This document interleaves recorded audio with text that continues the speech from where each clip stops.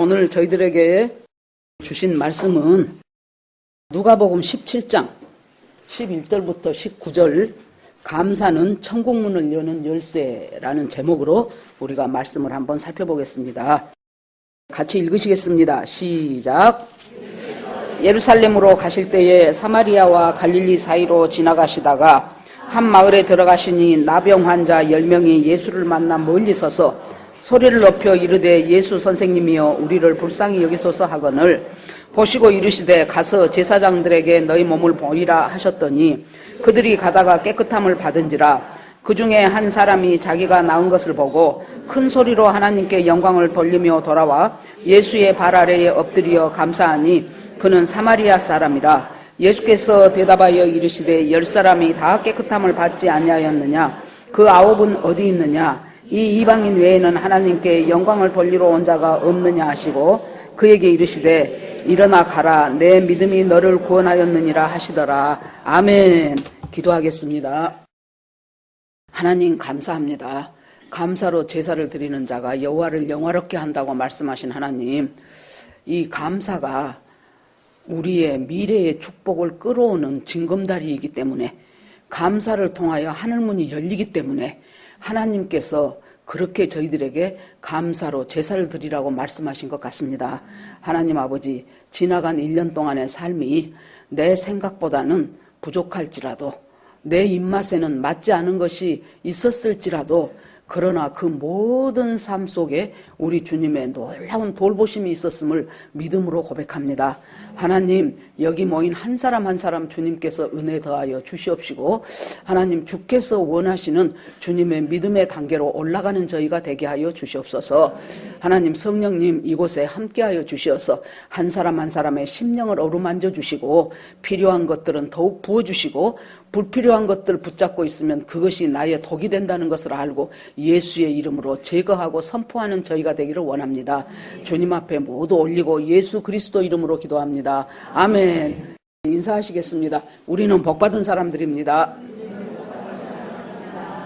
네, 오늘도 은혜 주실 줄 믿습니다. 예, 오늘 추수감사절이어서 결석한 사람이 없었으면 좋겠다 했는데 또 아프신 분도 있고 또 멀리 출타하신 분도 있고 또 여러 가지 이유로 못 나오신 분들이 많습니다.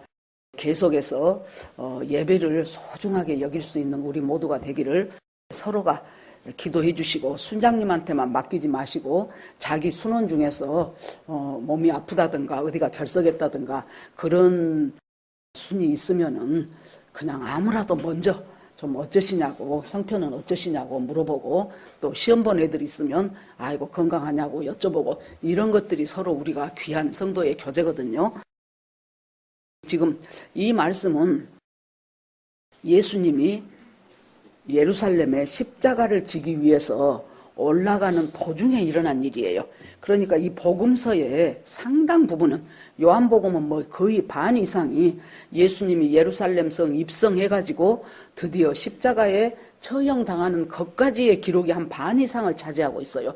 그만큼 예수님이 사역하시고 예루살렘에 들어가셔서 이제 십자가에 죽으시고 부활하시고 승천하신 것이 복음의 아주 진수이기 때문입니다. 지금 예수님은 십자가를 지러 가시면서 어디를 가시냐 그러면은, 예수께서 예루살렘으로 가실 때에 지금 십자가 지러 가시는 중입니다. 사마리아와 갈릴리 사이로 지나가시다가 그랬어요. 그러니까 여러분, 이스라엘 사람들은 사마리아 사람들을 완전히 그냥 저것들은 지옥의 땔감이라고 생각을 했어요. 그렇기 때문에 유대에서 갈릴리를 가거나 갈릴리에서 유대를 갈 때 사마리아를 쭉 가버리면은 빨리 가는데도 불구하고 사마리아를 안 거치려고 뺑 돌아갔어요, 그때 사람들이. 그런데 예수님은 이 지금 갈릴리 지방과 사마리아 지방에 경계선 있는 데를 예수님이 가셔요. 저는 분명히 예수님이 여기에 의도가 있다고 생각합니다. 가다 보니 거기 도착한 것이 아니고, 예수님이 사마리아에 있는 남편 5명이었는데 그 5명하고 다 이혼하고 지금 살고 있는 남편도 네 남편이 아니라고 했던 그 여자, 얼마나 마음이 황폐했겠습니까? 이 시절도 아니고 그 시절에 정식 결혼을 했는지 사실혼 관계였는지 모르지만은 남편이 5명이나 있었는데 그 5명하고 다 헤어졌어요. 누가 잘못했는지는 몰라요.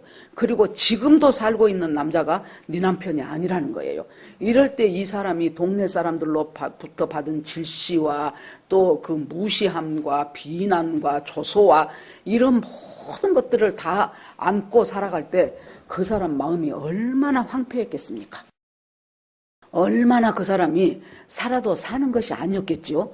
그때 예수님이, 그러니까 사람들이 그 여자 인간 취급을 안 해요. 그럼에도 예수님이 그 여자 하나 구원하시기 위해서 갈릴리 바다에 광풍을 헤쳐가면서 그 여자를 만나러 가셔요. 그때 예수님이 제자들한테 내가 사마리아로 가야 하겠는지라 그래요. 나 오늘은 절대 니들 나보고 우리 보고 돌아가자고 하지 말아라. 나는 기어이 사마리아를 통과해야 가겠다. 왜? 그 여자 구원하시려고. 그 다음에 예수님이 이런 과정들을 거치면서 꼭 만나야 될 사람, 또 거라사 지방에 있는 아주 귀신이 자그만치 귀신 2,000마리나 들어있었잖아요. 그 귀신 들린 그 광인, 손도 쓸 수 없어. 사람들은 귀신이 들어도 보통 든 것이 아니었잖아요. 그 사람 구원하시려고 예수님이 갈릴리 바다를 그 풍파를 헤쳐가면서 그 사람을 만나러 그곳에 가십니다. 그런 것처럼 여기에 나오는 나병 환자 10명을 고치시기 위해서 예수님이 지금 이곳으로 가셔요. 그래서 그 지역이 사마리아와 유대의 경계예요. 경계선이에요. 제가 지금도 멀지는 않습니다만은 처음에 그 관악구 봉천동에 있는 아파트에 살았어요. 그런데 사람들이 봉천동이라는 이미지가 달동네 이미지여서 안 되겠다고 자꾸 건의를 했나 봐요. 그래갖고 이름을 갖다가 봉천 11동까지 있었는데 다 바꿨어. 그래갖고 우리는 봉천 3동인데 이름이 청운동, 그 옆에는 성현동, 그 옆에는 또 먼동 해갖고 아주 아름답고 좋은 이름들로 다 바뀌었어요. 그래서 이제 이름 바뀐다고 그 동네가 그 동네지 그랬거든요. 여러분 보세요. 지금은 경기도하고 서울이 그렇게 확 구분이 안 돼요. 막 하도 사람들이 많이 몰려와서. 벌써 몇십 년 전에는 이제 서울로 들어오는 와야 되겠는데 사대문 안에 들어설 돈이 없어. 그래 놓으니까 서울하고 경기도하고 어렴풋이한 관악산을 근거로 해서 살짝살짝한 그 언저리까지 간신히 왔어요. 그래갖고 거기에서 순전히 진짜 달동네였어요. 전부 반잣집 얼기설기 해가지고 살고 그냥 그런 사람들이 모여놓은. 그러니까 이 경계선이라는 것은 뭐냐 그러면 중심부에 들어가고 싶어도 중심부 들어갈 능력이 없으니까 그 경계선에 살아요. 또 중심부에 있다가 무슨 이유인지는 몰라도 밀려난 사람들이 또 거기 살아요. 거기 그렇게 살아가는 사람들의 특징이 뭐냐면 그 동네의 정서가 일단 눈 뜨면 욕부터 해. 그러고 싸움부터 시작해. 부드럽고 따뜻하고 아름다운 정서가 별로 없어요. 그렇게 해가지고 자꾸 소리 지르고 싸우고 아주 그렇게 하는 그 어떤 참 중심권에 들어가지 못한 사람들의 열등감에다가 상처에다가 가난에다가 질병에다가 증오에다가 이런 것들이 모아져서 사는 사람들이 바로 지금 이 동네예요.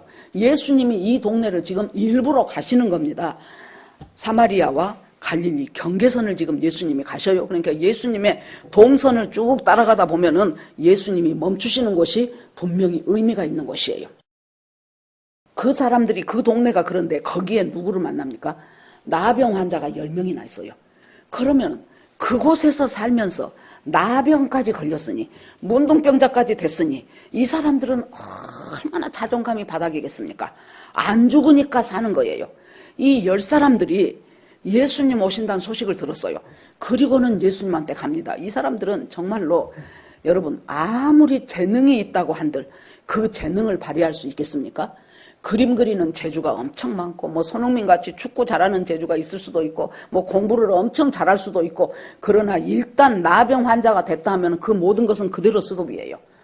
그 비참한 인생을 살아가는 사람들이 그러다 보니까 유대인들이 사마리아 사람이라 그러면 완전히 인간 취급을 안 하는데 유대인과 사마리아 사람들이 이 나병 환자들이 밑으로 떨어질 때까지 다 떨어지고 전부 낮아질 바닥까지 다 날아졌는데 거기서 유대인 찾으면 뭐하고 사마리아 찾으면 뭐하겠습니까? 지금 자기들이 모두가 다 똑같은 나병 환자인데 이 사람들이 예수님이 지나간다는 소식을 들었어요. 그러니까 이 사람들은 첫째, 내가 나병 환자라는 것은 너무나 잘 알고 있죠. 둘째, 아무도 고쳐줄 수 없다는 것도 너무도 잘 알아요. 그런데 단 하나, 예수의 소문을 들어보니까 아니 죽은 사람도 살아나고 나면서부터 소경인 사람도 눈이 떴다 그러고 뭐 안전뱅이가 일어났다 그러고 이것이 장난이 아니거든요. 그 소문을 들으면서 무엇이 생깁니까? 믿음이 생겨요. 그렇다면 죽은 사람도 살릴 수 있는 예수 선생이라면 우리 나병 환자 고치는 것은 일도 아니겠네? 이것이 전부 10명이 똑같은 생각을 갖게 되죠. 그런데 마침 예수님 지나간다는 소문이 들린 거예요. 그래서 이 사람들이 예수님을 찾아가요. 그런데 가까이 못 가요. 율법에 이 사람들은 일반 사람들한테 섞이면 안 돼. 한 몇 미터 정도 가까이 모르고 오면은 나병 환자 스스로 뭐 해야 돼요? 부정하다 부정하다 하고 소리를 쳐서 그 사람들이 못 오게, 일반 건강한 사람들이 못 오도록 미리 지금 방어막을 쳐주는 거예요. 그러니 그런 인생이 얼마나 처량하고 비참한 인생입니까? 그래서 예수님이 지나가시니까 가까이는 못 가. 가까이는 못 가고 소리를 지르기 시작했습니다. 그러면서 소리를 높여 예수 선생님이여 우리를 불쌍히 여기소서 그랬어요. 예수 선생님이여 우리를 불쌍히 여기소서. 가까이는 못 가도 뭐 할 수 있어요? 소리는 지를 수 있죠. 우리가 어떤 문제를 해결하기 위해서 하나님의 은혜를 받고 싶은데 내가 할 수 없는 것이 있고 할 수 있는 것이 있어요. 이 사람들은 가까이 가는 것은 못해요. 나병 환자이기 때문에. 뭐 할 수 있어요? 조금 거리를 두고 소리는 지를 수 있어. 그러니까 내가 할 수 있는 것부터 시작을 하시라고요. 나는 기도는 3시간, 4시간 못해. 그러면 나는 큐티하면서 한 30분 정도 할 수 있어. 그러면 그것부터 시작을 하십시오. 30분이 1시간 되고 1시간이 2시간 될 것입니다. 나는 성경을 우리 교회는 1년에 6독이라고 하는데 나는 6독은 도저히 못해. 나는 한 2독만 작년에 1독 했는데 이번에는 2독만 내가 한번 목표로 삼아봐야 되겠어. 그러면은 그 사람은 2독 하기 시작하는 거예요. 자기가 할 수 있는 것, 가까이는 못 가도 소리는 지를 수 있었죠. 이 소리의 내용이 예수 선생님이여 그랬어요. 이 선생님이여라는 말을 제가 한번 찾아봤어요. 그랬더니 에피스테라라는 말인데요. 이 말은 무슨 뜻이냐 그러면은 그냥 영어로서 영어 성경을 또 한번 이렇게 킹제임스하고 다른 것하고 두 군데를 보니까 마스터라고 써졌더라고. 마스터. 그런데 우리는 선생님이라고 했어요. 그러면 여기서 원래의 의미는 뭐냐 그러면은 내 문제를 해결해 줄 수 있는 능력 있으신 분을 높여서 말할 때 이 단어를 썼다고 말이에요. 에스페타라라는 단어를. 그러니까 지금 우리가 문둥병자인데 이 문둥병을 해결해 주실 수 있는 능력 있는 주관자 되시는 선생님, 지금 그 말이에요. 단순히 선생님, 티처가 아니에요. 단순한 선생님은 뭐예요? 나에게 뭔가 지식을 가르쳐주고 도덕을 깨우쳐주는 사람이 티처지요.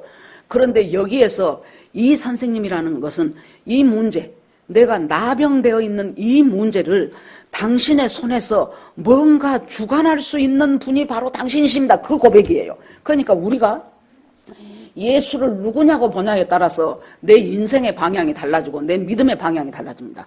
예수를 단순히 선생님, 티처로만 여기고 4대 성인의 한 사람으로만 여기고 훌륭한 도덕 선생님으로만 여기면 그 정도밖에는 자기 믿음은 작용을 안 합니다. 그 유명한 인도의 간디가 인도의 성자라 그랬죠.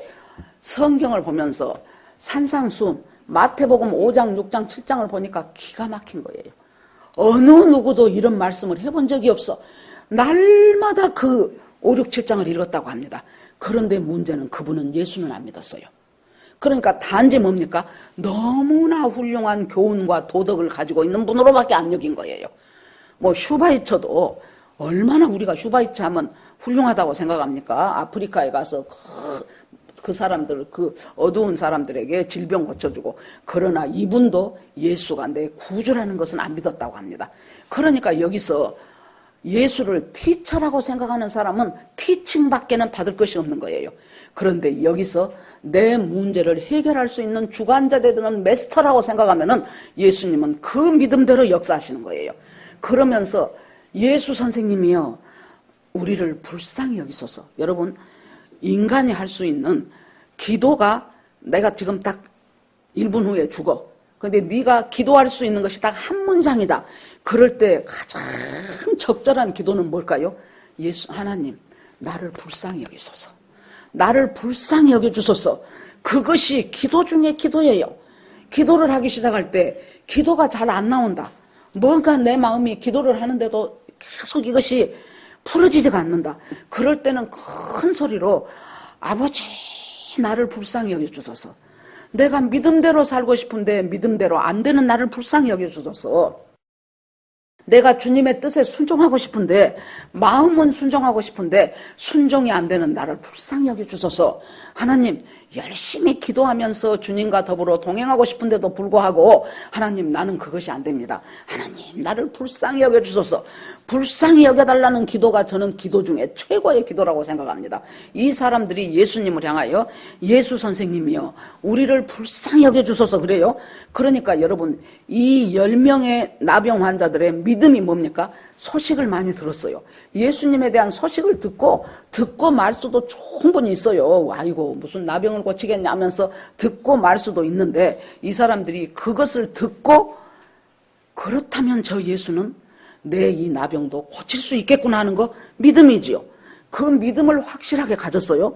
그리고 나서 예수님한테 와서 우리를 불쌍히 여겨주라고 부르짖기 시작했어요. 소리 지르기 시작했어요. 내가 할 수 있는 도구를 갖고 예수님 앞에 나아가는 거, 그것도 믿음이에요. 그러니까 예수님이 이 부르짖는 소리에 응답을 하시는데 예수님이 뭐라고 하셔요? 보시고 이르시되 제사장들에게 너희 몸을 보이라 하셨더니 그들이 가다가 깨끗함을 받은지라 그랬어요. 이스라엘에서 이 나병이 걸리면 여러분들이 레위기 14장 15장 보면은요, 나병에 대해서 지겹도록 많이 써져 있어요. 성경 읽어보신 분들은 아니 그냥 나병은 이러저러해서 이렇게 저렇게 되면 고치고 고쳐지면은 일상 회복해라 뭐 이 정도로 최고는 많이 하면 한 반장이나 그 정도 할애하면 될 것 같은데 엄청나게 처음에 나병이 발병을 하면은 제사장이 가서 진단을 하고 일주일 동안 뒀다가 다시 오라 그래갖고 또 뭐 거기에서 무슨 꽃이 피었는가 보고 피부가 어떻게 우묵해졌는가 보고 그러면 또 가둬놨다가 또 데리고 엄청 길게 나옵니다. 그래서 이 나병은 하늘이 준 병이라고도 하고 영적인 우리의 인간의 영적 상태를 잘 진단하고 그것을 드러내주는 것이 나병으로 표현되기도 해요. 그러면 이제 이 나병을 앓다가 나았단 말이에요. 아니면은 잘못 진단했을 수도 있어요. 이 사람들은 확실한 나병 환자고 그러면은 제사장한테 가요. 그래서 이제 낫고 나서 제사장한테 가면 제사장이 그걸 딱 판별을 해보고는 네가 나았다는 확언을 해주는 거예요. 그러면은 그때부터 그 사람은 이제 정상적인 일상생활을 해요. 이제 성전에도 갈 수 있고 가정생활도 할 수 있고. 그런데 예수님이 순서를 바꿔요. 고쳐놓고 나병 제사장한테 가서 네가 고쳤다는 것을 확증을 받아라 그래야 되는데 예수님이 그냥 제사장한테 가라는 거예요. 지금 나병은 하나도 안 나왔는데 제사장한테 가라. 그래서 가는 도중에 이들이 다 나와버렸어요. 가다 보니까 아마 자기는 얼른 몰랐을 거예요. 10명이니까 막 옆사람 그 중에서 이상하네 고쳐주고 가라 그러면 쉬울 텐데 뭐 그런 사람도 혹시 있을 수도 있고 그래도 야 저분이 가라고 했으니까 우리가 믿고 가자 하고 그런 사람도 있었을 것이고 가다가 보니까 아니 옆에 가던 내 친구가 얼굴이 팔이 손이 새 사람으로 돼가는 거예요. 이것들이 낫기 시작하는 거예요. 네 얼굴 왜 그래? 그러니까 너도 그래 너도 그래 너도 그래. 이 10사람이 자기들이 제사장한테 가는 도중에 자기의 나병이 나았다는 것을 확인하게 된 거예요. 예수님이 고쳐주고 가라고 안 했는데도 그 말씀을 믿고 가다 보니 나았지요. 그래 놓으니까 이 사람한테는 또 어떤 믿음이 있습니까? 저 말씀대로 순종하면 될 것이라는 그 믿음이 있었죠. 믿음 좋은 사람들이라니까요. 그 많은 소문을 듣고 들려오는 예수님에 대한 소문을 듣고 예수님한테 가면 낫겠다 하는 믿음이 있었죠. 그 다음에 우리가 할 것은 부르짖는 것이다 하니까 예수님 앞에 불쌍히 여기소서 하고 부르짖었죠. 그것도 믿음이죠. 그런데 예수님이 응답하시기를 그 응답하시는 것이 그냥 가라는 거예요. 지금 고쳐주고 네 믿음이 너를 구원하였다 하고 가봐라 그런 것이 아니고 지금 고쳐주고 바로 가라는 거예요. 그래서 가는 도중에 이 나병이 깨끗이 나왔어요. 이 사람들은 믿음입니다. 그래서 이제 이 사람들이 가다가 생각을 하니 여러분 얼마나 그동안 못했던 일들이 얼마나 많겠습니까? 예를 들어서 한 중학생 때 나병에 걸려버렸다. 그러면은 그대로 학교도 못 가고 그대로 자기의 인생은 그 중학교에 멈춘 거예요. 그러면 빨리 가서 이제 제사장한테 이제 인증샷 하고 이제 낫다고 하고 이 사람은 가서 얼른 이제 검정고시 준비부터 해야 될 거예요. 이제 그렇게 해서 이제 중졸하고 그러고 나면 또 이제 학원에 다녀갖고 이제 그 다음에 이제 고등학교 또 검정고시로 맞춰야 되고 이제 그 다음에 이제 컴퓨터 배워야 되고 뭐 자기 기술 하나 배워야 되고 이제 이런 식으로 계속 할 일이 얼마나 많습니까? 그러니까 정신없이 전에도 제가 말씀드렸는데 그 전에 제가 대학생 때 여수 애양원에 가면은 여수에 가면 애양원이라는 것이 있어요. 그곳에 나병 환자들이 있는 곳이에요. 그런데 거기에서 양재평 장로님, 지금은 돌아가셨을 것입니다. 양재평 장로님이라는 분이 우리 대학생들 집회하는 데 오셨어요. 그래가지고 얘기를 하시는데요. 자기가 5학년 때 그때 CCC 대표였던 김중곤 목사님하고 동창이요. 초등학교. 저 전라남도 신안군에서. 그래가지고 그곳에서 5학년 때 나병이 걸려버렸어요. 그래서 처음에는 쉬쉬했어. 그랬는데 동네 사람들이 알게 됐어요. 지금처럼 뭐 각 가정에 수돗물이 나올 때가 아니잖아요. 그때는 이제 동네에 우물이 하나 있으면 그 우물에 가서 이제 물 떠다가 놓고 이제 뭐 씻을 것은 또 씻고 이렇게 해야 되는데 동네 사람들이 나병이 환자라는 것을 알고 나서는 우물물을 못 먹게. 그러면 이 물을 어디서 또 오냐고. 그래서 어느 날 달밤에 자기 아버지가 보따리 하나 딱 주고는 너 나 따라서 어디 가자 그러더래요. 그래갖고 간 곳이 여수의 애양원이라는 나병 환자들 모여 사는 곳이었어요. 5학년짜리가 느닷없이 집도 떠나고 부모도 떠나고 형제도 떠나고 거기서 살아. 그러면 이제 자기는 아무 예수 예자도 모르는데 거기에 이제 서양 선교사님이 처음에 운영을 했어요. 그래가지고 이제 들어와가지고 새벽 기도를 안 하면은 그 방에 이제 몇 명씩 모여서 사는데 그 방의 리더가 책임을 져야 되니까 아주 그 어린 것이 새벽 기도 가고 싶겠습니까? 그런데 새벽 기도를 가. 그런데 그 서양 선교사가 다 사람들 앉혀놓으면 뭐라고 하냐 그러면 첫마디가 앞으로 나갑시다 그런데요. 그래서 자기 어린 속에 어디를 앞으로 나가자 그럴까? 우리 나병 환자들만 이렇게 모여 있는데 앞으로 나갈 일이 무엇이 있다고 우리를 앞으로 나가자고 할까? 그렇게 저 사람이 한국말을 저것밖에 모르나 보다 그랬대요. 그랬더니 나중에 보니까 이분이 비록 우리가 나병 환자지만은 우리가 나아갈 길이 있다 그거예요. 그런데 이제 이분은 나병이 어디로 들어갔냐 그러면 그 나병균이 눈으로 들어가 버렸어. 그래갖고 눈이 장님이 되어버렸어요. 그래 놓으니까 그곳에서도 한 사회, 여러분 소록도 얘기 들어보셨죠? 고흥에 있는 소록도. 그런 곳에서 살아가는 사람들이 거기도 하나의 사회이기 때문에 자기 제주대로 목수일을 잘한 사람은 거기서 목수일을 해요. 그 다음에 뭔가를 잘 가르치는 사람은 거기서 애들 데리고 가르쳐요. 텃밭을 일구는 사람은 텃밭을 일궈요. 그렇게 해가지고 우리는 이제 같은 전라남도였기 때문에 멀지 않아서 소문을 들으면 사람들이 소독도를 자꾸 가보고 오고 하는데 그렇게 깨끗하고 그렇게 좋을 수가 없다고. 그리고 이 소록도 사람들이 텃밭에서 일구는 지금 오늘 추수감사절이라 뭐 무, 배추, 호박 많이 과일도 있지만은 너무너무 탐스럽고 너무너무 좋다는 거예요. 걸음도 잘하고 하도 잘 길러가지고. 그러는데 거기서 그러니까 각자 자기 제주대로 그 안에서 살아가는 거예요. 그런데 장님이 되어버린 사람은 일단 눈이 안 보이니 뭐 목수일을 하겠습니까? 운전을 하겠습니까? 할 수가 없어요. 그래 놓으니까 장님들끼리 모였어. 그래갖고 우리는 무엇을 하냐? 우리는 할 것이 없지 않냐? 그래가지고는 이 사람들이 점자로 된 성경을 암송을 하기 시작했어요. 여러분, 우리가 이제 다다음 주에 성경 암송한다고 하지요. 그것 갖고 목사님은 왜 이렇게 심심하면 한 번씩 우리를 성가시게 하는가 몰라. 어째 시험 보더니 봄에 시험 보더니 좀 안 본다 했더니 이제 또 암송하라 그러네. 그러고 이제 아주 그냥 나는 못해 하고 난리죠. 놀라지 마십시오. 창세기부터 계시록 끝장까지 다 외워요. 날마다 자기들은 우리들은 할 것이 이것밖에 없다고는 하나님이 또 그 깊은 지혜를 주셨겠지요. 그러니까 애들이 대학생들 아닙니까? 애들이 아무리 한다고 어떻게 성경 전권을 다 읽었다 하면 모르지만 그걸 다 외우냐 그랬을 거예요. 그랬더니 그분이 여러분들이 안 믿으신 것 같은데 아무 성경이나 구절을 말해보래. 그러니까 애들이 잘 안 보는 거. 오바다 1장 막 이런 거. 아모스 8장 막 이런 거 잘 안 보는 거. 마태복음, 요한복음 그런 거 말고. 그러면은 1초도 안 걸리고 그분이 나와요. 정확해요. 한자도 안 틀려. 신구약 전부를 다 암송을 해요, 이분이. 그러면서 이 젊은 학생들이 나중에 사회에 나가서 한국 곳곳에서 한국의 일을 짊어지고 나갈 사람들인데 하나님 이 선교단체를 축복해달라는 기도를 하루도 안 빠지고 한다는 거예요. 그래서 참 놀랍구나 싶었거든요. 그런데 이 사람들이 아무리 재능이 있다고 한들 그 재능을 펼칠 기회가 없잖아요. 그런데 예수님한테 가서 부르짖었더니 예수님이 부르짖음에 대한 응답이, 여러분 기도해서 응답받는다고 생각하지요? 맞습니다. 조금 더 정확하게 말하자면 기도하고 믿으니 응답받는 거예요. 기도해서 응답받는 거. 나는 왜 기도해도 응답을 안 받아? 기도해서 응답받는 것이 아니고 기도하고 믿으니 응답을 받는 거예요. 이 사람들이 부르짖은 것은 기도였어요. 자기들의 우리를 불쌍히 여기셔서 하는 정말로 애절하고 비참하고 처절한 기도예요.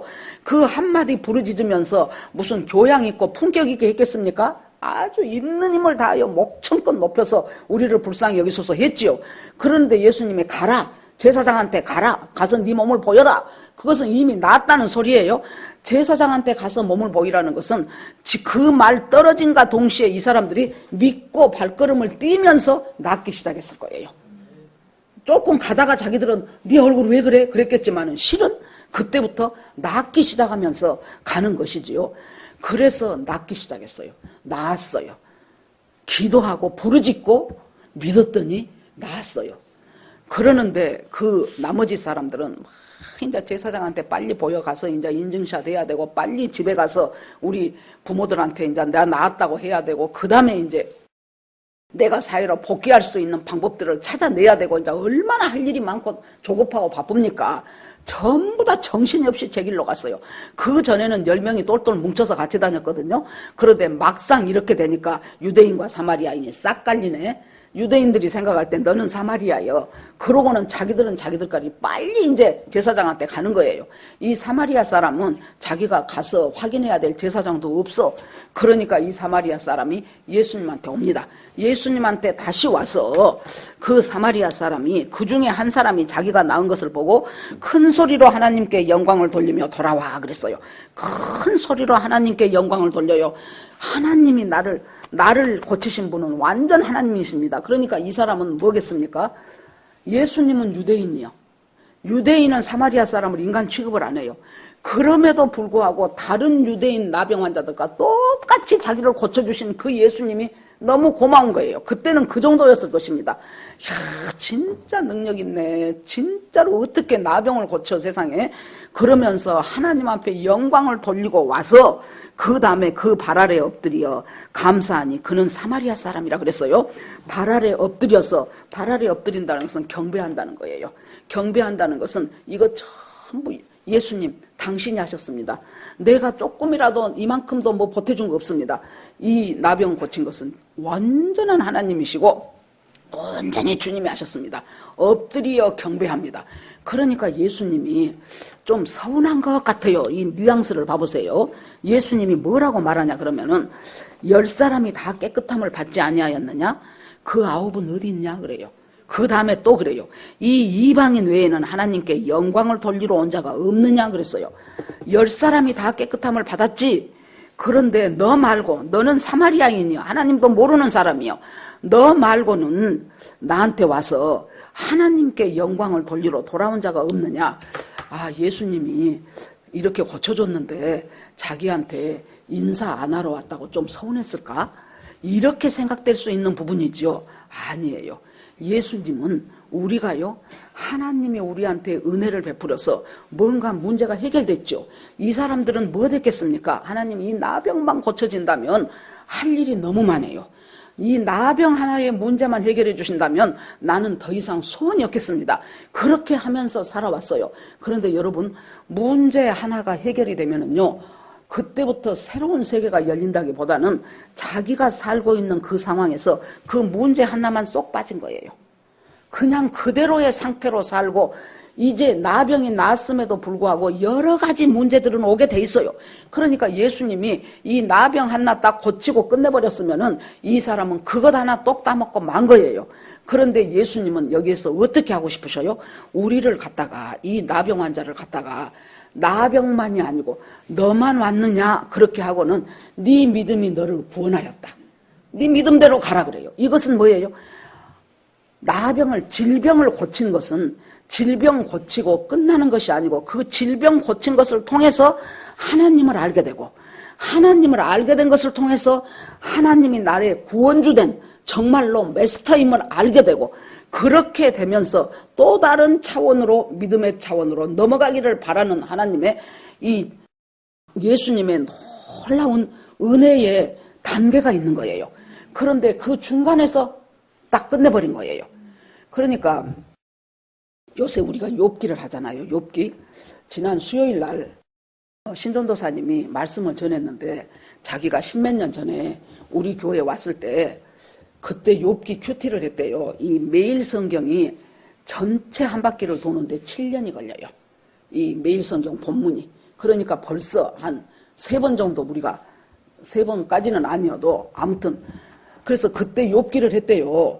욥기를 했대 자기 속으로 욥기도 다 큐티를 하네. 그러면서 무슨 생각을 했냐면, 읽어보니까 아니 가만히 있는 욥한테 하나님이 사단 보고 네가 내 종 욥을 유의하여 보았느냐 그러더니 일이 복잡해지잖아요.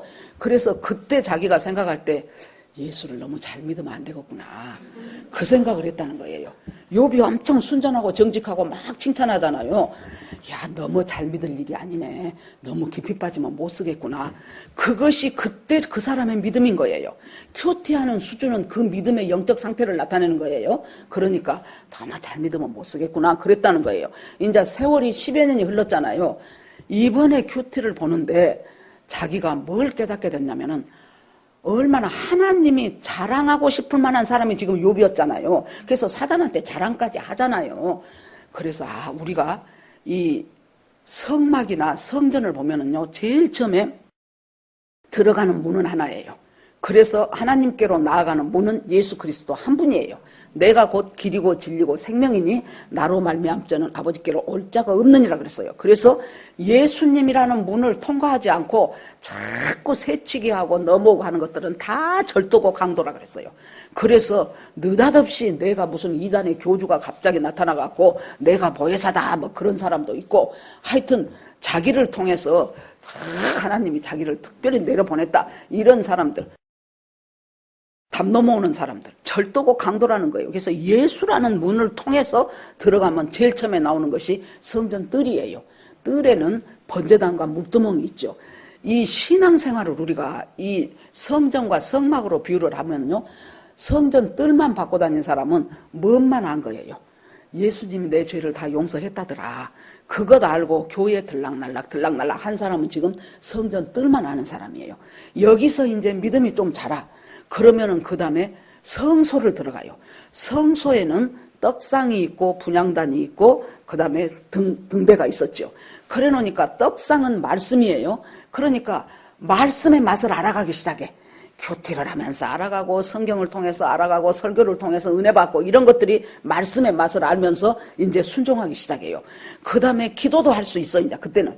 그 전에는 5분 기도하면 기도할 것이 없었다 하는 사람들이 이제는 하나님 앞에 무릎 꿇고 간절히 울면서 기도하고 내 죄를 통해 잡아가고, 이것이 지금 뭐예요? 기도의 향이 올라가는 분향단이요. 그 다음에 성령의 인도를 받으면서 내가 믿음으로 살고자 하는 등대 성령의 기름 부으심이 또 있어요. 이 정도까지 오면은 상당히 그 교회에서 믿음 좋은 사람이에요. 그리고 저 사람 참 믿음 좋아. 그리고 헌신할 줄도 알고 봉사할 수도 있고. 그러는데 거기서 끝이 아니라는 거예요. 근데 전도사님이 깨달을 때, 이 욥이 성소에 있어서 최고봉이었구나. 성소에 있어서는 최고봉인 그 욥이, 하나님은 그러니까 내 종 욥을 유의하여 보았느냐, 정직하고 순전하고 막 얘기하는데, 하나님은 거기다 머무르게 하고 싶지 않고 어디로? 지성소의 교제로 끌고 가고 싶다는 거예요, 하나님이. 그런데 여러분, 지성소는, 성소와 지성소는 휘장이 쳐져 있었잖아요. 1년에 대제사장이 한 번씩 그 지성소에 들어갔어요. 그러는데 예수님이 십자가에 돌아가시면서 엘리 엘리 라마 사박다니 다 이루었다 하시면서 위에서부터 아래까지 성소가 쫙 찢어져 버렸어요. 그때부터는 이제 마음 놓고 어느 누구나 대제사장뿐만이 아니고 우리 모두가 다 예수 하나님 앞에 언제든지 하나님의 임재 속에 들어가서 우리가 예배하고 교제할 수 있는 문을 열어놨어요. 그런데 성소로만 만족한 사람은 거기 들어갈 생각을 못해. 그런데 하나님께서 이 욥을 성소의 최고봉인 이 욥을 갖다가 어디로 데리고 들어가요? 지성소로 데리고 가기 위하여 이 고난을 허락하셨어. 그러면 거기서 우리가 질문이 나올 수가 있어요. 아니 뭐하러 거기를 데리고 들어가요? 냅두지. 이 정도만 해도 무지하게 잘한 사람인데, 아니 가만두면 편히 먹고 살 사람인데 왜 거기서 이 고난을 겪어가며, 여러분 욥기를 보세요. 42장까지 있는데 3장부터 37장까지가 욥하고 그 친구들의 끊임없는 토론이에요. 아주 지루해. 아니, 요거 전부 다 새 친구들은 뭔 소리 하는 것입니까? 네가 그래도 죄가 있으니까 하나님이 너한테 이런 고난을 줬지. 하나님이 의로우신 분인데 죄 없는 너를 그렇게 하겠냐. 잘 생각해봐라. 너 그리고 또 어떤 사람은 너 더 당해야 돼. 네가 죄 없다는 거 보니까 너 더 당해도 싸. 이렇게 친구들이. 저는 이제 이 욥기를 보면서 제가 느껴진 것이, 내가 그동안 인생 살면서 얼마나 이 친구들 자리에 서기를 좋아했는가. 저 사람은 저것이 문제예요. 그래서 저렇게 하면 안 돼. 그래서 지금 이 어려움을 당하는 거야. 그것을 얼마나 그 짓을 많이 하고 내가 평생을 살아왔는가 싶더라고요. 내가 스스로 하나님 자리에 쓴 거예요, 그것은. 그러는데 이 고난을 통해서 욥과 함께 영원한 지성소를 하나님이 가고 싶어 하시는, 데리고 싶어 하시는 그것 때문에 우리가요, 여기서 죽고는 딱 끝이에요. 끝인 줄 알아요. 그런데 우리가 죽은 후에는 이제 낙원에 가요. 그러면 이 하나님의 천국에 다 1층천, 2층천, 3층천 한 것처럼 그곳에서도 전부 있어요. 제가 여기에 우리 조카가 있어서 말하기가 그런데, 아무튼 우리 오빠가 돌아가셨어요. 대학교 다닐 때까지 엄청 교회도 열심히 다니고 이게 성소에 있었던 사람이에요. 그러는데 아무튼 이제 직업이 신문 기자다 보니까 자꾸 주일날도 이제 어디 뭐 취재도 해야 되고 막 그런 일들 때문에 한 번, 두 번 빠기 시작하더니 이제 교회를 딱 안 다녀버리더라고. 안 다닌 사람들, 교회 다니다 안 다닌 사람들이 교회 욕을 더 잘해. 왜 그런 줄 압니까? 안 다닌 자기 합리화시키려고. 아무개 누구는 장로인데 아주 그 새끼 불량하더라고부터 시작해갖고, 그러면 또 옆에서 맞아 지가 언제부터 성경 쫙 끼고 가네. 그러고 이제 아주 욕하기 시작하고 그러는 거예요. 그러다가 이제 많이 아팠어요. 많이 아파가지고 이제 심장 판막에다가 그 심장 판막도 무섭대요. 한번 이렇게 옷을 들쳐서 보니까 쫙 갈라가지고, 지금은 그렇게까지는 안 할 것입니다. 그래갖고는 그냥 엄청 두꺼운 호치케스로 찍어놓은 것처럼 그렇게 하더라고요. 그랬는데 결국에 이제 암이 대장으로 퍼져갖고 이제 대장암으로 돌아가셨는데, 그때 그 얼마 기간 동안, 돌아가시기 얼마 기간 동안 우리 집에서도 좀 계셨는데요, 말을 못해. 예를 들어서 뭔가 양심을 찌르는 말이 아니고, 여기서 아이고 세상에 올 가을에 진짜 사과가 흉작이라던데 그래도 여기 사과 좋네, 그러면 울어. 눈물을 툭툭툭툭 흘려. 세상에 이 장미는 봐봐 그러면서, 전에는 장미가 향기가 좋았는데 요새는 장미가 이쁘기는 한데 향기는 없어. 그러면 또 툭툭툭 울어. 그래서 그때 내가 깨달은 것이, 이 하나님이 저 마음을 막 만지고 계시는구나. 만지고 계시면서 그냥 그 표현이, 이 하나님을 내가 그동안 그렇게 멀리 해버린 거. 아프면서 조금 몸이 나으니까요, 자기가 하나님을 찾게 되는데, 그동안 하도 교회 다니는 사람 욕을 해가지고 지금은 다 가방에다가 성경을 넣어갖고 다니는데, 그때는 꼭 우리 한때는 이렇게 들고 교회를 갔어요. 연세 드신 분들 기억하십니까? 그런데 이렇게 못 들고 가겠더래. 하도 욕을 해갖고 다른 사람들이 보면 저거 죽었다고 욕하더니 성경 들고 교회 가네 그럴까 봐서 신문지로 쌌대. 성경을 신문지로 둘둘 말아갖고 이렇게 하고 교회를 갔다고 그러더라고요. 그러더니 이제 울기 시작한 거예요. 이제 막 울어, 날이면 날마다. 그러고 이제 돌아가셨어요. 그랬는데 돌아가신 후에 우리 언니가 한번 나한테 전화를 했어. 한 몇 달 지냈을 거예요. 송자야. 그래서 응 그랬더니 내가 꿈에 오빠를 봤는데, 그래서 응 그랬더니 오빠가 옷이 하얗고 깨끗하지가 않더라는 거예요. 조금 얼룩들도 있고 약간 누르끼리하고 분명히 지옥은 아닌데 어디를 이렇게 뱅뱅 들 같은 데를 배회하더라는 거예요.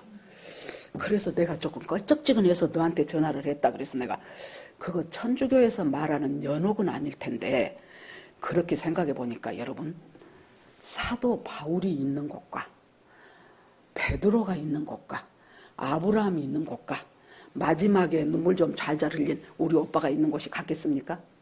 생각을 해보시라고 여러분. 주님은 어디로 욕을 인도하고 싶어요? 바로 그 중심부, 바로 천국에서도 중심부, 그리 주님은 우리를 인도하고 싶어요. 그러기 위하여 어떤 사람한테는 고난이 필요한 거예요. 이 세상에 살면서. 그것은 이제 그 말씀을 들으면서 제가 생각이 난 것이, 첫째, 예수 잘 믿으면 못 쓰겠구나 했던 사람이 10여 년이 지나고 욥을 지성소로 데리고 가고 싶은 하나님의 마음을 묵상할 수 있게 자랐다는 것이 제가 참 감격스럽더라고. 야, 우리가 10년, 20년을 다녀도 믿음 안 자란 사람 쎄버렸어요. 그런데 그 정도까지 그렇게 말씀을 묵상할 수 있을 만큼 자라났다는 것이 제가 참 감격스럽고 고마웠고, 그러면은 아니 욥을 갖다가 거기다 놔둬도 될 텐데, 내가 그 말씀을 들으면서 내가 깨달아진 것이 뭐였냐 그러면은, 우리가 자식 문제를 생각을 해보자고. 내 자식이 반지하 단칸방에서 월세를 살고 있다면, 살고는 있어. 그런데 부모 심정에 그래 그건 너희 일이니까 너희 거기서 살아라 그러지냐고요. 부모가 도울 수 있으면 도와주고 싶고 어떻게 해서든지 좀 지상으로 올라와 봐라, 지상 전셋집으로라도 그러겠죠. 그러면 이제 어떻게 해서 지상 전세로 올라왔다고 해봐요. 그러면은 그 다음에는 또 뭔 생각 들겠습니까? 작은 집이어도 좋으니까 너 그 자가가 하나 있었으면 좋겠다 그러겠죠. 하나님이 네가 예수 믿고 구원 받아서 성전 뜰만 올라가라게, 그것도 지금 고마운 일이에요. 구원 안 받은 사람보다. 그런데 거기서 믿음이 생겨서 이제 성소에 들어가서 성경 보고 은혜도 받고 깨닫기도 하고 기도도 하기 시작하고, 그것도 감사한 일이에요. 그런데 거기서 머물지 않고 이제는 지성소에서 주님과 대화하고 주님과 교제하고 주님과 눈 맞추고 주님의 말씀이 내 귀에 들어오기 시작하고 세미한 주님의 음성이 나를 향하여 하나님이 들리는 것을 내가 아멘으로 받기 시작하면서, 비록 우리가 이 땅에서 땅 받고 살지만은 나의 처소는 지금 영원한 하늘나라라는 것을 깨닫게 되는, 거기까지 하나님이 데리고 가고 싶겠죠. 그러니까 주님이 이 10명의 문둥병자를 다 고친 그 이유가 뭐예요? 단순히 몇십 년 더 살면서 건강한 몸으로 살아는 그것 하나 하려고 이 문둥병자를 고쳤겠냐고. 이것을 기회로 해서, 이것을 징검다리로 해서 영원한 하나님과의 깊은 지성소의 교제까지 데리고 가고 싶은 것이 주님의 마음이었겠지요. 그런데 이 사람들 9명은 어디서 끝났어요? 자기 몸 병나는 것으로 끝. 이렇게 끝을 내버리면은, 그러면 이 사람 인생이 거기서 끝입니까? 자기가 생각할 수 없었던 수많은 문제들이 우리 인간 앞에 닥친다고요. 그럴 때 어떻게 해요? 이 문제를 딱 단회적으로 끝내버리는 사람은 이 문제를 그 다음부터 이제 자기가 있는 힘을 다해서 또 문제를 해결하려고 해요. 그런데 문제가 해결된 그 문제가 아니고 이것을 해결한 예수님이, 이분이 바로 이 문제의 해결자이고 주님이셨는 것을 깨닫고 하나님 앞에 와서 영광을 돌리고 엎드려서 당신은 나의 구주이십니다 했을 때, 그때부터는 이제 정말로 새로운 삶이에요. 이 문둥병들이, 환자들이 생각할 때 내가 이제 문둥병 나았으니 내 인생은 지금 새로운 삶이다. 맞습니다. 어느 부분은 새로운 삶일 것입니다. 그러나 이 사람의 본질적인 것, 내 인생의 주인이 내가 아니고 내 인생의 주인이 예수 그리스도고 내 인생의 주인이 하나님과 나와 깊은 교제 가운데서 내 인생에 새로운 것이 펼쳐진다는 것을 알기 전까지는 이 사람들은 구원과 상관없는 사람이에요. 진실로 구원으로 가게 하기 위하여 예수님께서는 이 사람들의 병을 고치셨어요. 그런데 정말로 성소에서 지성소를 거쳐서 하나님의 영원한 처소에서 정말로 그 아름다움을 누리고 살 수 있는 거기까지 가는 데는 9명은 다 탈락돼 버린 거예요. 아마 이 사람들 중에서 많은 사람들은 거기서 그대로 이제는 예수님하고 상관없는 인생을 살았을 수도 있어요. 그리고 이 사마리아 사람 한 사람, 이 사람은 비로소 이제 주님과 동행하는 삶을 살기 시작하며 진실로 내 인생의 주인인 내가 아니고 예수 그리스도라는 깨달은 거예요. 감사라는 것은 여러분 단순한 감사가 아니에요. 여러분 그때 우리 문상규 집사님이 남자 중에서 중보기도 나오는 사람이 지금 문 집사님 한 분이십니다. 문 집사님이 오셔갖고 11월 달하고 12월 달하고 감사를 50개씩을 써서 감사하기로 했대요. 그러니까 얼마나 많이 써야 되겠습니까? 그냥 입으로 하는 것보다 써보면은 더 잘 안 돼요.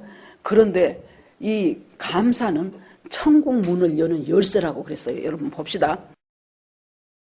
요새는 집에 문들이 옛날에는 이렇게 열쇠를 열었는데 요새는 전부 거의가 다 번호키지요. 그 번호키 중에서 한 글자만 틀려도 문이 안 열려요. 그러죠. 그래서 내가 장로님 보고 이사를 갔는데 우리 교회 번호키도요. 하나 둘 셋 넷 다섯 7 숫자를 만들어. 그래서 그러지 말고 알기 쉽게 4개만 하시오. 그러면 안 된대. 우리 집도 7개를 만들었어요. 그래서 아니 왜 저럴까? 그냥 4개만 하라니까. 그래도 7개를 이제는 이제 익숙해져서 잘하지요. 그런데 이제 항상 1등으로 안 와본 사람은 오더라도요. 교회 문에 번호를 몰라. 그래갖고 전화해. 어쩌다 자기가 처음에 와보니까 문이 안 열리는 거야. 항상 문이 열렸었는데 문이 안 열려. 왜? 자기는 번호를 모르거든. 요즘은 스마트폰으로 전화하고 받고 문자하고 받고만 한 것이 아니고 거기서 돈까지 다 붙이고 받고 조회하고 모든 것 뭐 정보 교환하고 그런 것은 둘째 치고라도. 그래서 천국에 있는 귀한 것들을 갖다가 가지고 이리 와서 우리가 예수 믿는다는 것은 뭔 줄 압니까? 하늘에 있는 창고, 천국에 있는 귀한 것들을 갖다가 그것이 내 것이 되도록 끌어오는 거예요. 19절에 보니까 네 믿음이 너를 구원하였느니라 가라 그래요. 이것이 우리는 별로 우리 한국말은 현재, 과거, 미래가 그렇게 명확하게 나오질 않아요. 근데 여러분 옛날에 학교 다니면서 영어 배우셨잖아요. 영어만 봐도 얼마나 시제가 다양합니까? 뭐 과거, 완료, 뭐 현재, 진행형 막 이런 것들이 많잖아요. 그쪽은. 그런데 네 믿음이 너를 구원하였느니라 하는 것이 완료요. 과거 완료형이요. 그런데요. 제가 신학교 다니면서 아주 중요한 것을 하나 깨달았어요. 뭘 깨달았냐 그러면은 이 이스라엘의 히브리 문학에서는요. 미래에 일어날 일이요. 그런데 너무나도 분명한 거 있죠. 미래에 있을 일인데 너무도 분명해. 그 일은 반드시 있어. 그런 것은 과거 완료로 표현을 해버려. 계시록에 무너졌도다 큰 성 바벨론이 있어요. 아직 안 무너졌어. 안 무너졌는데도 무너졌도다 큰 성 바벨론이요. 이건 뭐예요? 미래에 있을 일인데 이것은 이제 나중에 이제 적그리스도 오고 이제 막 이제 그런 후에 미래에 있을 일인데 분명히 예수님 오시면서 무너져 버릴 것이기 때문에 너무나도 확실하기 때문에 과거 완료로 표현을 해버린 거예요. 아, 그랬구나. 이미 미래에 있을 일인데 분명한 것은 완료로 표현을 해버리더라고. 아, 이것이 히브리 문학의 특성 중에 하나구나. 그걸 제가 알았어요. 여기서도 주님이 네 믿음이 너를 구원하였느냐 그랬죠. 여러분, 믿음이 그것을 여는 열쇠가 감사라고 했는데 감사하기 시작하면 여러분 잘 보세요. 미래에 있을 일인데 분명하니까 과거 완료로 했다 그랬죠. 이것이 어떤 뜻이냐 그러면은 여러분 미래에 있을 축복을 내가 가져와 버리는 거예요. 여러분 우리 자손들을 위해서 걔네들이 믿음 안에서 정말로 있는 자리에서 반듯하게 하나님 잘 섬기며 살게 하고 싶죠? 감사하십시오. 감사해요. 나와 내 자손을 위한 미래의 축복을 내가 끄집어 당기는 거예요. 감사가. 그래서 감사는 천국 문을 여는 열쇠라고요. 우리가 나 잘 되는 것보다 내 자식들 잘 되기를 얼마나 간절히 바랍니까? 지금부터라도 방법은 감사하기 시작하십시오. 무조건 눈 뜨면은 무조건 생각이 안 나도 주님 감사합니다. 지난 밤에 나를 잘 지켜주셔서 감사합니다. 지금 나에게 호흡 주신 것을 감사합니다. 일어나서 보니까요, 제가 금요일 날도 그 얘기를 했는데, 이 사람이 감사가 안 될 때 여러 가지 이유가 있어요. 첫째는 뭐냐 그러면 인간관계에 있어서 불편해져.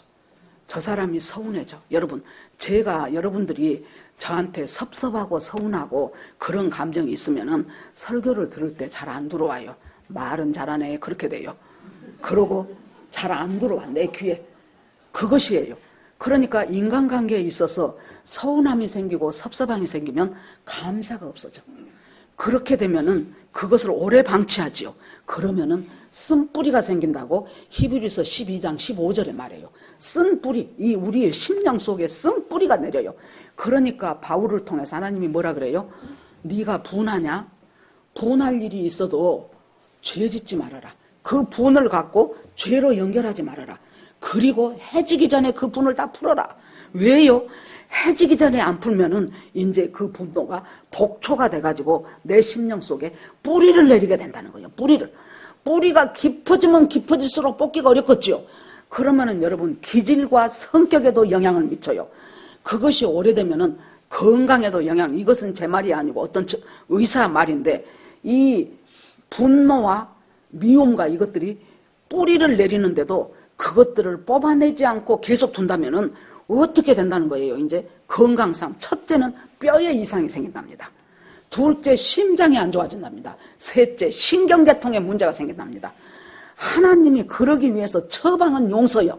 용서가 안 돼. 제가 어떤 목사님 설교를 그때 하나 들었더니 도저히 용서할 수 없는 사람이 자기 아버지였대요. 아버지가 아무튼 복잡해가지고 그 아버지가 알코올 중독, 그 다음에 도박 중독, 하여튼 온갖 중독을 다 갖고 그렇게 처자식을 두드러 패고 얼마 그 아버지가 용서가 되겠습니까? 학교들 제대로 보냈겠습니까? 그런데 또 자기한테 엄청 잘못한 친구가 하나 있고 용서가 안 돼. 그런데 예수 믿고 구원받고 목사님까지 되고 보니 하나님이 나한테 원하시는 것은 용서구나. 용서가 안 돼. 하나님, 나도 용서하고 싶어요. 용서하고 싶은데 용서가 안 되는 걸 어떡합니까? 그러는데 이 목사님은 목사님이기 때문에 하나님이 용서하라고 했으니 내가 누구를 용서하기로 선포합니다. 나는 안 되지만은 주님의 능력을 힘입어서 내가 그 사람을 용서하겠습니다. 하루에 10번도 했대요. 그 사람에 대한 미움 감정이 쓱 들어올 때마다 그때마다 하나님 앞에 간절하게 하루에 10번도 하고 12번도 하고 그렇게 용서한다고 하다 보니까 6개월이 지나니까요, 자기 마음속에 미움이 사라져가는 것을 느끼게 됐답니다. 두 번째, 우리가 이 쓴뿌리가 생기는 것은 뭐냐 그러면은 비교에서 생긴 아픔이에요. 비교의식에서. 비교하다 보니까 시기와 질투도 나고 열등감도 생기고, 그것을 딱 차단해버리신 분이 예수님이에요. 베드로가 이제 나중에 예수님이 요한복음 마지막 장에 가면 전부 그 고기 잡는 데서 고기 그때도 하나도 못 잡았죠. 그럴 때 예수님이 숯불에다가 떡도 구워놓고 고기도 구워놓고 뭐라고 말씀하십니까? 베드로야, 이 모든 것들보다 모든 사람보다 네가 더 나를 사랑하느냐? 그렇게 하면서 내 양을 맡긴다, 어린 양을 치리라 막인다, 이렇게 하시죠. 그러니까 이제 베드로가 회복이 됐어요. 회복이 되고 나니까 또 예수님이 뭐라 그래요? 젊어서는 네가 네 마음대로 띠뛰고 돌아다녔는데 이제 늙어서는 다른 사람이 너를 띠뛰고 네가 원치 않는 곳으로 데리고 갈 것이다.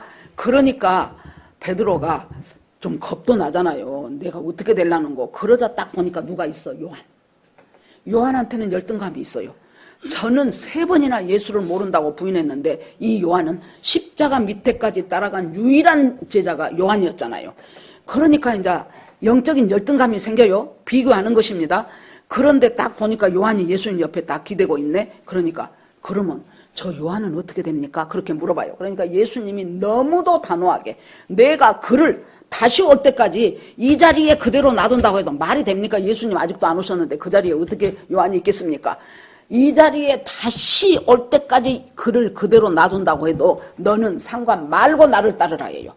우리는 어쩝니까? 하나님이 제발 다른 사람하고 비교하지 마시라고요. 비교하면 열등감, 우월감 둘 중에 하나예요.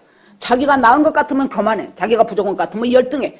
그 속에서 시기와 질투와 미움이 생기고 그것이 쓴뿌리로 또 내려가는 거예요. 그러니까 주님이 단호하게 요한을 다시 올 때까지 여기 둔다 할지라도 너는 나를 상관 말고 나를 따르라. 이것들이 빨리빨리 처리되지 않으면 그것이 독소가 된다고 주님께서는 빨리 해결하라고 그렇게 말씀하십니다. 그러고 과거 완료로 말씀하셔요. 반드시 일어날 것에 대해서. 네 믿음이 너를 구원하였느니라고 주님께서 확실하게 말씀을 하시고 이제 그 문제는 일단락이 됩니다. 자, 오늘 말씀을 마치겠습니다. 감사는 천국문을 여는 열쇠입니다. 돌아보십시오. 특히 자기가 기질적으로 우울증 기질이 많은 사람, 기질적으로 부정적인 사람, 이런 사람들은 억지로라도 감사를 해야 돼요. 밥 먹듯이 감사하셔야 돼요.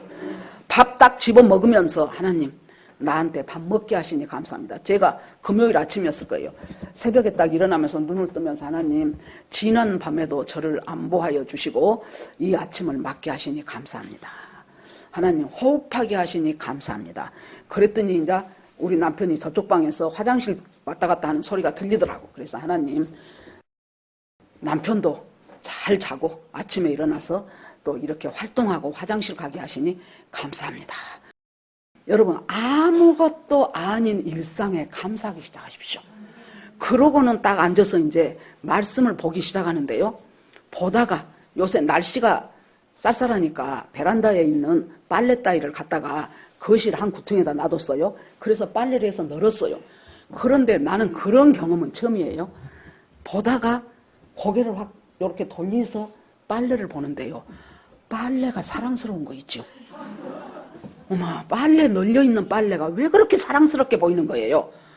이야, 주님은 우리를 참으로 주님과의 따뜻한 교제와 주님과의 아름다운 교제와 주님의 말씀이 들리고 나의 이 심령을 하나님이 막 부어주시고 그러고 싶은 지성소의 교제를 하기 위하여 어쨌다고 말이에요. 이 문둥병자 10사람을 고쳤다고 말이에요. 이것은 징검다리예요. 징검다리. 이 징검다리를 탁 딛고 지금 저리 가야 돼요. 그것이 지성소의 교제로 가야 되고 탁 딛고 가면 나중에 영원한 새 예루살렘으로까지 가게 되고 이것을 하기를 간절히 원하시는데 중간에서 꼭 뭘까 같아요? 엄청난 1인당 뭐 10몇만 원, 20만 원 하는 음식점에 가가지고 거기에서 얼마나 이제 요리가 코스별로 앞으로 나올 텐데 죽겠다고 처음에 에피타이저 수프만 먹고 진짜 이 집 수프 맛있네요. 아이고 잘 먹었습니다 하고 가버린 것하고 똑같아. 무엇이? 은혜 받고 말아버리는 것이. 주님은 그러고 싶겠어요? 계속 이 다음에는 또 뭔 요리가 나오고 뭔 요리가 나오고 할 텐데 그 모든 것을 주님은 우리한테 맛보게 하고 싶겠지요.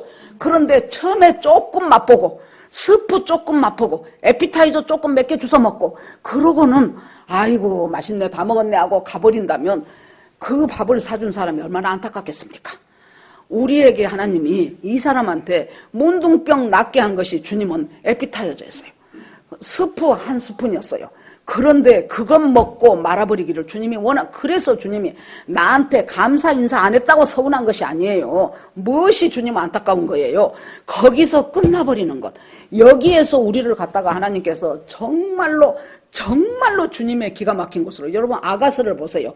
그 아가서 솔로몬 왕이 그 술람미 여인에게 막 나중에 잔치집에 계시로 들어가요. 거기서 아주 막 먹어보라 그래요. 막 어디에 있는 이건 네가 먹어봐라, 이건 네가 먹어봐라. 그걸 보면은 얼마나 먹여보고 싶은 것. 그 술람미 여인이 못 먹었어. 맨날 포도만 따느라고. 거기다가 자기 의붓 오빠들이 어떻게 일만 시키고 그렇게 했기 때문에 맛있고 진귀한 음식을 못 먹었어요. 왕이 사랑하니까 너 이거 안 먹어봤지? 이건 먹어봐라. 너 이것도 안 먹어봤구나. 이건 먹어봐봐. 그쪽보다는 이쪽이 더 맛있어. 그렇게 하지요. 우리 주님이 주님과의 교제 속에서 주님과의 삶 속에서 우리를 지금까지 맛보지 못했던 황홀한 것을 하나님이 우리한테 주시고 먹이고 맛보게 하기 위해서 우리에게 은혜를 주셔. 문둥병도 고쳐주셔요. 잘 안 풀리던 일이 풀리기 시작해요. 감사는 천국 문을 여는 열쇠예요. 정말로 도울 길이 없네 하는데 하나님이 도울 자를 붙여주셔요. 엉킨 삶처럼 어떻게 실타래를 풀 수가 없네 하는데 그 실타래가 솔솔 풀리기 시작하면서 다 망해간다고 생각한 사업을 일으키기도 하시고 다 죽어간다고 생각한 사람이 살아나기도 하시고, 이렇게 주님은 우리에게 천국으로 가는 열쇠와 그 비밀, 키가 바로 뭐냐 그러면은 우리 속에서 감사를 생활하시기 바랍니다. 오늘이라도 여러분들이 집에 가셔서 1년 동안 우리가 하나님이 나한테 베푸셨던 은혜를 한번 찾아보셔요. 추적을 해가요. 거꾸로 그렇게 해갖고 찾아보십시오. 어찌됐건 금년 1년 동안도 하나님 은혜로 지금 이 11월 중순이 넘어가는 이 시점에 교회에 나오게 하신 것이 참으로 감사합니다. 오늘 지금 이제 은상이하고 요한이하고 일찍 와요. 쟤네들은 일찍 와요. 그래서 내가 신혼부부는 좋겠대 그러려다가 맨날 목사님은 나 볼 때마다 막 놀려먹어 그럴까 봐서 안 했거든요. 하고 싶은데 안 했다, 은상아. 예, 안 했거든요. 얼마나 지금 좋을 때입니까? 정말로 뭐 맛있는 것 있으면 또 거기다가 주말 부부요. 그러니까 얼마나 또 더 애잔하겠어요. 그러니까 아마 좋은 것 있으면 그냥 헐렁 이제 은상이는 요거 있다 금요일 밤에 우리 신랑 오면 좋아하지 그러겠지요. 그러면 요한이는 또 거기서 좋은 것 있으면 빨리 가서 우리 마누라 줘야지 그러겠지요. 그 아름다운 삶을 우리 하나님께서는 영적으로, 문둥병은 영적인 병과 같아요. 아까 말한 것처럼 처음에는 몰라. 그 다음에 마비가 와. 그 다음에 어떻게 됩니까? 쑥 넣지요. 처음에 초기 증상 이렇게 쑥 넣으면 들어가잖아요. 살이 놔두면 다시 올라오잖아요. 그것이 안 돼. 그것이 안 되면서 나병이 지금 발병을 한 거예요. 다리미질을 하다가 다리미로 살짝 몰라서 팔을 다쳤다. 그러면 얼마나 깜짝 놀리고 뜨겁죠. 아무렇지도 않아. 그것부터 발병이 시작해요. 우리 인간의 죄가 영적인 문둥병입니다. 죄를 지어도 별로 감각이 없어요. 시간이 지나가도 나중에는 돌이킬 수 없을 만큼 되어버린 것입니다. 우리 주님께서 우리를 믿음의 지성소로 데리고 가기 위하여 너는 어째서 찰싹거리는 얕은 물가만 왔다 갔다 하냐, 창파에 배 띄워 은혜의 바다로 한번 들어와 보지 않겠느냐 하면서 우리에게 지성소의 교제를 하기 원하시는 그 키가 감사부터 시작하신 것을 알고, 여러분 날마다 시간마다 아무것도 아닌 것이라도 감사하시면은 널어놓은 빨래가 사랑스럽더라니까요. 여러분 아무것도 아닌 것도 별것 아닌 것도 걸음 걸을 수 있는 것도 여러분 감사하십시오.